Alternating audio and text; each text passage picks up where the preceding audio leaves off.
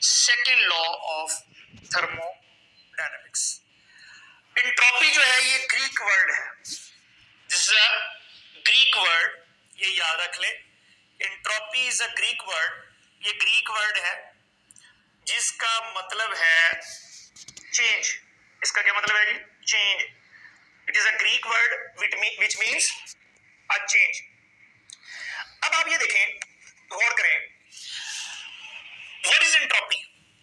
Entropy is a measure of disorderness और randomness of a system.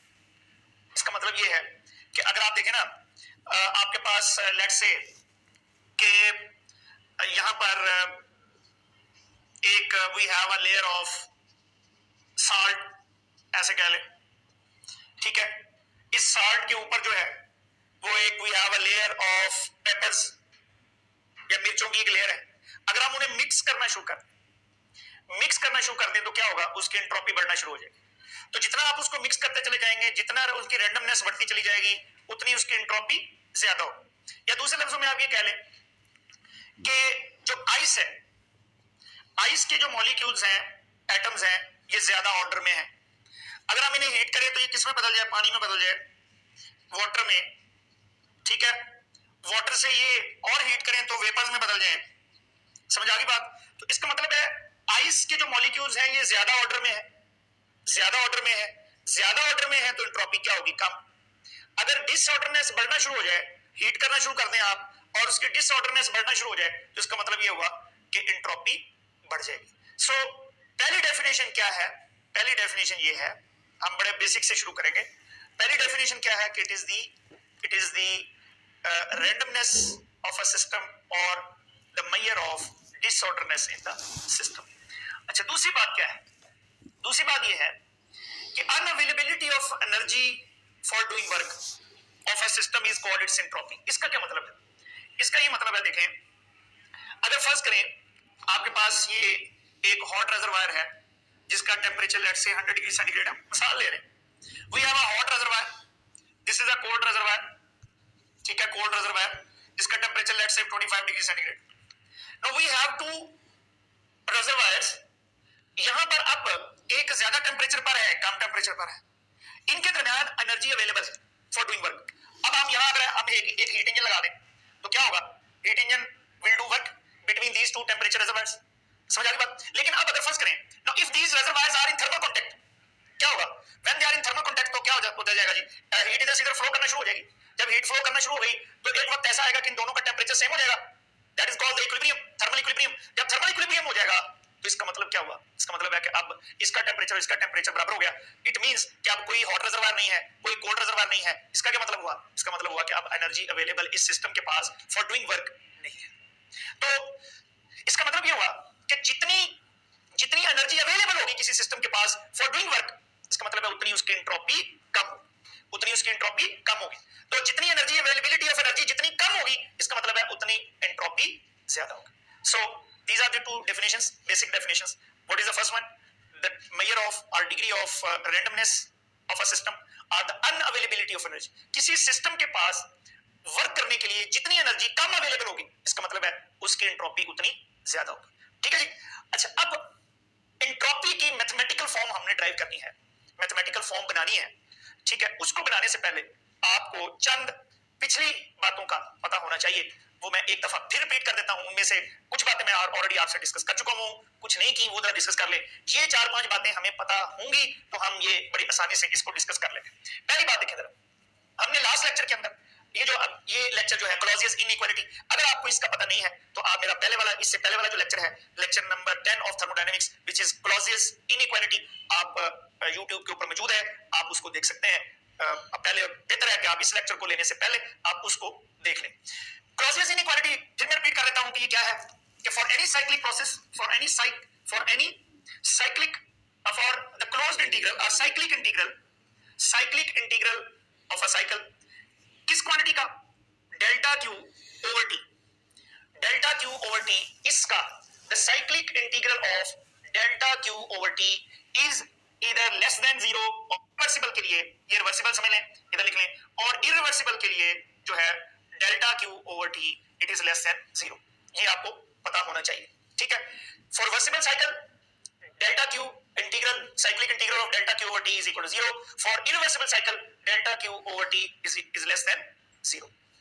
अच्छा, अब ये देखो, गौर करो, दूसरी बात जो आपको पता होनी चाहिए वो ये है कि first law of thermodynamics, first law of thermodynamics को जब हम किसी प्रोसेस पे लगाते हैं, किसी प्रोसेस के ऊपर हम अप्लाई करते हैं, तो हमें इंटरनल एनर्जी मिलती है। हमें क्या मिलती है जी? इंटरनल एनर्जी, जो कि हमें क्या पता है? हमें पता है D Q is equal to D W plus D U, और डी यू किसके इक्वल आ जाएगा? D Q minus D W. मतलब क्या हुआ? If we apply the first law of thermodynamics on any process, we will get a thermodynamic variable, thermodynamic function, state function which is called internal energy। अभी हम थोड़ी देर के बाद state function की भी बात करेंगे, कौन सा फंक्शन स्टेट फंक्शन होगा और कौन सा नहीं होगा, ये थोड़ा सा आपको कॉन्सेप्ट में देने की कोशिश करूंगा। अब इसमें इसका मतलब क्या हुआ कि if we apply the first law of thermodynamics on any process, we will get it, we have to deal internal energy, ठीक है। लेकिन जब भी हम किसी सेकंड लॉ ऑफ थर्मोडायनेमिक्स को किसी प्रोसेस पे लगाएंगे, on any process, we have to deal with entropy। ये बात आपने याद रखना है कि जब भी हम किसी सिस्टम, किसी प्रोसेस के ऊपर second law of thermodynamics apply करेंगे, तो we have to deal with entropy, and if we apply the first law of thermodynamics on any process, we have to deal with internal energy. Clear? अच्छा, अब देखो, reversible process और irreversible process की हम बात कर लेते हैं।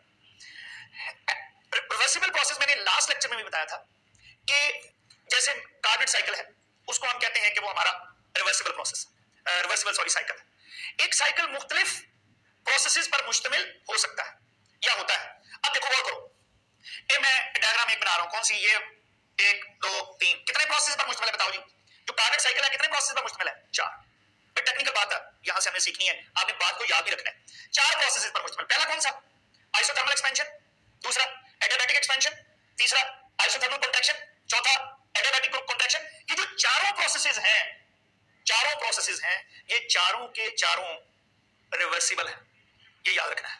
इसका मतलब ये हुआ कि ऐसा साइकिल, एक रिवर्सिबल जो साइकिल है, वो जितने भी प्रोसेसेस पर मुश्तमिल है, वो सारे के सारे क्या होने चाहिए?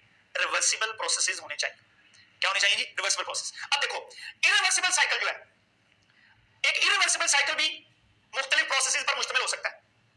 अगर उन प्रोसेसेस में से कोई एक भी इरिवर्सिबल हो गया, तो इसका मतलब है कि वो पूरे का पूरा साइकिल इरिवर्सिबल कहलाएगा, इरिवर्सिबल कहलाएगा। तो रिवर्सिबल प्रोसेस क्या होता है? रिवर्सिबल साइकिल क्या होता है? The succession of events which will bring the system back to its initial position, और जो इनिशियल स्टेट पे या इनिशियल पोजीशन पे ना लाया जा सके, उसे क्या कहते हैं? इरिवर्सिबल। तो टेक्निकल बात जो मैं आपको समझाना चाह रहा हूं इस लेवल पर, आपको जो याद रखनी है वो ये है कि जो रिवर्सिबल साइकिल होगा, उसके तमाम प्रोसेसेस भी रिवर्सिबल होंगे, और अगर उनमें से कोई एक प्रोसेस भी आप इरिवर्सिबल कर दें, तो वो पूरे का पूरा साइकिल इरिवर्सिबल हो गया। तो इसका मतलब है, इसमें हमारी जो बात तले बांधने वाली कौन सी है कि अगर फर्ज करें कहीं आगे चलकर हम एक इरिवर्सिबल साइकिल लेते हैं, और इरिवर्सिबल साइकिल 2 प्रोसेसेस पर मुश्तमिल है, यानी एक इधर जा रहा है फिर वापस आ रहा है, उनमें से एक अगर रिवर्सिबल है और एक इरिवर्सिबल है, तो पूरा साइकिल क्या बनेगा? इरिवर्सिबल ही बनेगा। ये याद रखनी है, आगे जाकर मैं पूछना है कि आपको याद है या नहीं है। ठीक है जी। अब एक बात और, ये एंट्रोपी के लेक्चर को, सेकंड लॉ ऑफ थर्मोडायनामिक्स को समझने के लिए, ये जो बात है हमारी कि ये जो हीट है, ये इधर देखें जी, जरा समझने वाली बात है। हीट और वर्क जो है, ये स्टेट फंक्शन नहीं है। हीट और वर्क जो है, they are not the state function और स्टेट वेरिएबल्स। क्यों नहीं है? ये हीट भी और वर्क भी दोनों पाथ पे डिपेंड करते हैं। वो क्वांटिटी जो पाथ पे डिपेंड करेगी, वो स्टेट वेरिएबल्स या पॉइंट फंक्शंस नहीं हो सकते। बस अभी आपके सामने बड़ी आसान सी एग्जांपल मैं आपको देता हूं। ये पीवी डायग्राम है जी हमारी, कोई प्रोसेस है, लेट्स से ये प्रोसेस है जी, ये आपने वर्क किया, ठीक है। यहां पर प्रेशर कितना था? P1, वॉल्यूम कितना था? V1। यहां पर प्रेशर कितना हो गया? P2, वॉल्यूम कितना हो गया? V2। बात समझ में आ गई? चलें एक, सॉरी, ऐसे कर लें, ये P1 V1, यहां पर P2 V2। अच्छा, अब अगर आपने यहां से वर्क कैलकुलेट करना हो, इस प्रोसेस में वर्क कैलकुलेट करना हो, कैसे करते हैं? जरा याद करें, कैसे करते हैं? We will find the area under the graph. कोई मसला तो नहीं है? कोई मसला नहीं है, ठीक है। दिस इज द, ये जो एरिया हम अगर कैलकुलेट कर लें, this is the work done during this process, अब अगर फर्ज करें यहां से आप इधर आ जाए, अगर लेट्स से वापस आ जाए, बात समझ में आ गई? या अगर इधर से इधर वर्क किया है, इधर से इधर वर्क किया है, या आप इधर से इधर वर्क करें, दो अलग अलग पाथ हो गए, दो अलग अलग पाथ हो गए ना, तो दोनों में area under the graph same नहीं है। एरिया अंडर द ग्राफ ऊपर वाले में ज्यादा है, नीचे वाले में कम है। इसका मतलब है वर्क फिर किस पर डिपेंड कर रहा है? वर्क पाथ पे डिपेंड कर रहा है. सो वो चीज जो पाथ पे डिपेंड करे वो हमारी वो पॉइंट फंक्शन नहीं है, वो पॉइंट फंक्शन नहीं है, वो स्टेट वेरिएबल नहीं है. बात समझ में आ गई? तो इसका मतलब ये हुआ कि इधर से आए तो वर्क और है, इधर से आए तो वर्क और है. इसका मतलब ये हुआ वर्क देखो ना, ये जो नीला पाथ है हमारा, इसमें एरिया अंडर द ग्राफ ये आएगा, जो काला पाथ है हमारा ऊपर वाला, इसमें एरिया अंडर द ग्राफ ये आएगा. एरिया अंडर द ग्राफ दोनों प्रोसेसेस में डिफरेंट है, लेकिन इनिशियल पॉइंट और फाइनल पॉइंट तो सेम है. और समझ आई ना? इसलिए यहां पर अगर टेंपरेचर T1 है, यहां पर टेंपरेचर T2 है, तो T1 से T2 तक आने तक टेंपरेचर में जो चेंज है वो तो सेम ही होगी ना, चाहे आप इधर से आए या इधर से आए. इसलिए इंटरनल एनर्जी जो है वो क्या होगी? सेम होगी. So internal energy only depends upon the initial and final points. So internal energy को हम क्या कहेंगे? इंटरनल एनर्जी को हम कहेंगे कि वो एक स्टेट वेरिएबल है. It does not depend upon the path. अच्छा चलो, ये वर्क का तो मामला हो गया, ठीक है, कि वर्क जो है ये पाथ पे डिपेंड करता है, पाथ पे डिपेंड करता है. अब हीट के बारे में आए, हीट के बारे में जो बड़ी हमें इसमें ज्यादा जरूरत पड़नी है. हीट में देखिए, फर्ज करें हमारे पास एक बॉडी है which is at 25 degree centigrade. आप इस बॉडी को हीट करना चाहते हैं कहां तक? 100 डिग्री सेंटीग्रेड तक. एक बॉडी को आपने 25 डिग्री सेंटीग्रेड से कहां तक हीट करना चाहते हैं? 100 डिग्री सेंटीग्रेड तक. अब फर्ज करें आपने 25 डिग्री सेंटीग्रेड से 100 तक जाना है. अगर आप फर्ज करें एक रास्ता आप ये वाला इख्तियार करते हैं, ये मतलब ये है कि आप हीट स्लो रेट से देते हैं, ज्यादा टाइम लगेगा. यानी आप एक बॉडी को आपने हीट किया, ये वाला रास्ता टाइम के लिहाज से ग्राफ बनाए, ये वाला रास्ता इख्तियार किया है, बड़ा स्लो हीट करते गए 100 तक पहुंच गए. बात समझ में आई कि 100 तक पहुंच गए. एक अगर फास्ट रेट से आपने हीट दी, फास्ट रेट से, इधर आपको 10 मिनट लगे, इधर 2 मिनट लगे. अच्छा, तीसरा तरीका क्या है कि आप बॉडी को हीट अप करके 150 पर ले गए, फिर कूल करके 100 पर ले आए. इन तीनों प्रोसेसेस में आपको डिफरेंट हीट देनी पड़ेगी. The heat will be different. So heat यानी अगर आप एक 25 डिग्री सेंटीग्रेड से 100 डिग्री सेंटीग्रेड तक बॉडी को हीट अप करना चाहते हैं, इस पॉइंट से इस पॉइंट तक जाना चाहते हैं, अगर आप 5 मिनट में पहुंच जाए, हीट आप 5 मिनट में दे रहे हो, rate of flow of heat ज्यादा हो, ठीक है, जल्दी जल्दी हीट आप दें तो हीट की मिकदार और होगी. इधर से स्लो अगर 10 मिनट लगाए आप, हीट की मिकदार और होगी. अगर इधर से आप क्या करें, अगर आप इसको 150 पर ले जाए, फिर कूल करके 100 पर ले आए, हीट की मिकदार और. इसका मतलब है कि heat will also depend upon the path. तो इसलिए हीट भी जो है वो स्टेट वेरिएबल नहीं है. हीट भी जो है वो स्टेट वेरिएबल नहीं है. हीट स्टेट वेरिएबल क्यों नहीं है? Because it depends upon path. अच्छा, अब यहां ये बात तो क्लियर होगी कि वर्क जो है ये भी स्टेट वेरिएबल नहीं है because it depends upon path. इसी तरह से हीट भी स्टेट वेरिएबल नहीं है because it depends upon path. इसलिए चलिए एक और बात आप जरा गौर करें. फर्स्ट लॉ थर्मोडायनामिक्स में ना जो एग्जैक्ट बात है, जो हमारा स्टेट वेरिएबल है, जो पाथ पे डिपेंड नहीं करता, वो एक एग्जैक्ट फंक्शन होगा, एग्जैक्ट डिफरेंशियल होगा. सॉरी, वो क्या होगा? एक एग्जैक्ट डिफरेंशियल होगा. और जो पाथ पे डिपेंड कर रहे हैं वो क्या होंगे? इन एग्जैक्ट डिफरेंशियल होंगे. जो इन एग्जैक्ट डिफरेंशियल होते हैं उनके कॉन्सेप्चुअली जो है वो Q के साथ और W के साथ एग्जैक्ट डिफरेंशियल नहीं आएगा. क्या आएगा? जो है they are inexact differentials because they depend upon the path. They depend upon path. इसलिए इस इंटरनल एनर्जी के साथ हम क्या लिखेंगे? एग्जैक्ट डिफरेंशियल लिखेंगे. तो इसलिए ये भी बात आपने याद कर लेनी है. आपको आई होप के ये चारों बातें आपको पता चल गई होंगी.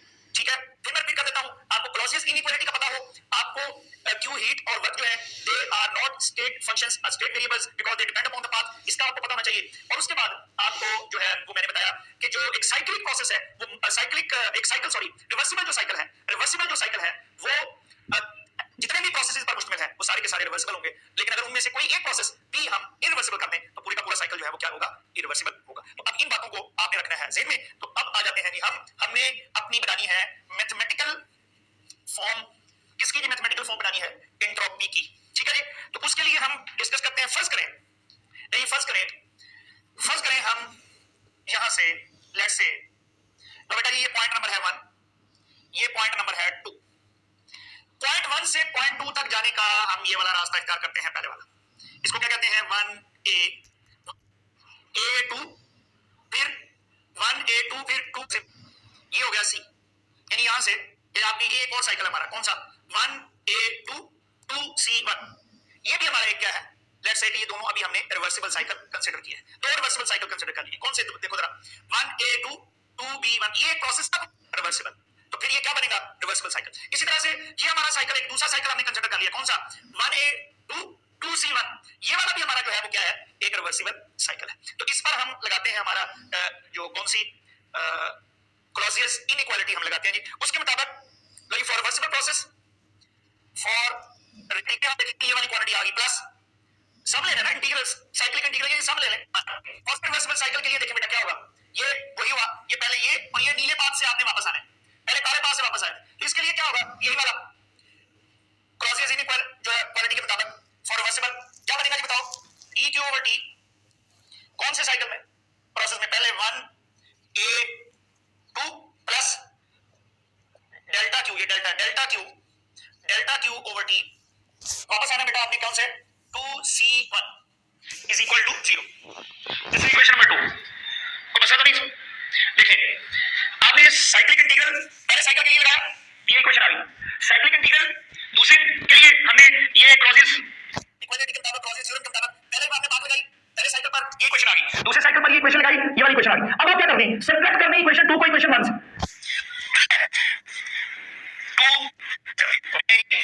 dq/t इस बात से आगे या इस बात से आगे दोनों में क्या आई है सेम इसका मतलब है ये जो क्वांटिटी है इस बात से वापस आए या इस बात से वापस आए this quantity must be constant इसका मतलब ये होगा इस क्वांटिटी का क्या नाम है इस क्वांटिटी का जो कि 5 पे डिपेंड नहीं कर रही वो क्वांटिटी ये कोई क्वांटिटी होगी थर्मोडायनामिक्स के अंदर जो हमारे इस थर्मोडायनामिक प्रोसेस के ऊपर लग रही है थर्मोडायनामिक प्रोसेस के ऊपर लग रही है जो कि 5 पे डिपेंड नहीं कर रही ठीक है तो इस क्वांटिटी को हम this quantity which does not depend upon the path must be a thermodynamic property this property is known as entropy तो यहां पर आप लिख सकते हैं जी क्या लिख सकते हैं path it does not बात समझ में आ रही तो ये जो डेल्टा q और डेल्टा t है तो this ds is equal to delta q es और इसके साथ हम क्या लिखेंगे एग्जैक्ट डिफरेंशियल लिखेंगे तो this ds is equal to delta q this is for reversible cycle sorry This is for reversible cycle. So for reversible cycle, the change in entropy is equal to dq/t or delta q/t. Delta q/t is equal to the change in entropy. Change in entropy क्योंकि thermodynamics के अंदर जिस तरह से हमने first law thermodynamics पढ़ा था कि इस एब्सोल्यूट इंटरनल एनर्जी हमारे लिए इतनी इंपॉर्टेंट नहीं है जितनी कि चेंज इन इंटरनल एनर्जी है. So that is why entropy की भी जो एब्सोल्यूट वैल्यू है वो भी हमारे लिए इतनी इंपॉर्टेंट नहीं है जितनी कि चेंज इन एंट्रोपी है. So the change in entropy is equal to delta q/t for reversible cycle. अब अगर फर्स्ट करें इसी को आप इरिवर्सिबल साइकिल के लिए लगाना चाहें, इरिवर्सिबल साइकिल में ये क्या बनेगी इरिवर्सिबल रिवर्सिबल. इसका मतलब है कितने प्रोसेस पर मुश्तमिल है, दो, ये वाला और ये वाला. मैं एक प्रोसेस को क्या कंसीडर कर लेता हूं, एक प्रोसेस को क्या कंसीडर कर लेता हूं कि वो इरिवर्सिबल है. तो साइकिल हमारा क्या बन गया इरिवर्सिबल प्रोसेस बन गया. अच्छा अब आप ये देखिए गौर करें, पहले हम रिवर्सिबल के लिए अभी मैंने इक्वेशन बता दी है वो दोबारा लिख लेता हूं मैं इधर कहीं, हमें चूंकि वो चाहिए इसमें. ठीक है पहले इरिवर्सिबल क्या है, कौन सा ये पहला प्रोसेस जो है वो क्या है रिवर्सिबल है. दोनों साइकिल्स में ये जो आने वाला पाथ है ये रिवर्सिबल है रिवर्सिबल साइकिल में और ये इरिवर्सिबल है इरिवर्सिबल साइकिल. ठीक है अब इन पे बारी बारी हम लगाते हैं जो क्या नाम है हमारी क्लॉसियस थ्योरम है वो लगाते हैं. तो क्लॉसियस थ्योरम फॉर रिवर्सिबल एक मिनट के लिए रिवर्सिबल के लिए लिखे जरा. ठीक है ये है इरिवर्सिबल ले जाएं डेल्टा q/t 2 इसे इधर ले जाऊं तो क्या बन गया dq/t -2b1 लगा सकते हैं. अब आप यहां जरा गौर करें प्रोसेस है उसके लिए ds is equal to delta q/t और जो इरिवर्सिबल प्रोसेस है उसकी एंट्रोपी जो है वो क्या होगी बढ़ गई. इसका मतलब है dq/dt से बढ़ गई. तो यही हमारा जो है क्या है सेकंड लॉ ऑफ थर्मोडायनामिक्स जिस पर हमने आना था. तो क्या मतलब है सेकंड लॉ ऑफ थर्मोडायनामिक्स ये equation he second law of thermodynamics है. कौन सी इक्वेशन ये जरा गौर करें, इसको आप 2-3 दफा लिखेंगे तो समझ आ जाएगी, कोई मसला नहीं है, लेकिन 2-3 दफा लिखना जरूर है. ठीक है तो फर्स्ट जो सेकंड लॉ ऑफ थर्मोडायनामिक्स है वो क्या करेगी, क्या बना second law of thermodynamics and ds is greater than dq/dt for irreversible cycle. तो क्या मतलब है कि किसी भी सिस्टम की जो एंट्रोपी है या तो कांस्टेंट रहती है या फिर क्या होता है या फिर बढ़ती है. एंट्रोपी ऑफ एनी साइकिल और any process either remains constant or increases to its maximum value. So वो एंट्रोपी ऑफ. अच्छा अब जरा गौर करें, जरा एक टेक्निकल बात है, आप शायद सोच रहे होंगे ये जरा एक मिनट बताना नहीं है तो गौर करना जरा. आप ये सोच रहे होंगे कि 2d1 से अगर हम आए, जब तक में ds जो है दोनों में सेम है, ये याद रखना है कि ds दोनों में बेटा सेम है, ये जो dq है ये डिफरेंट होगी।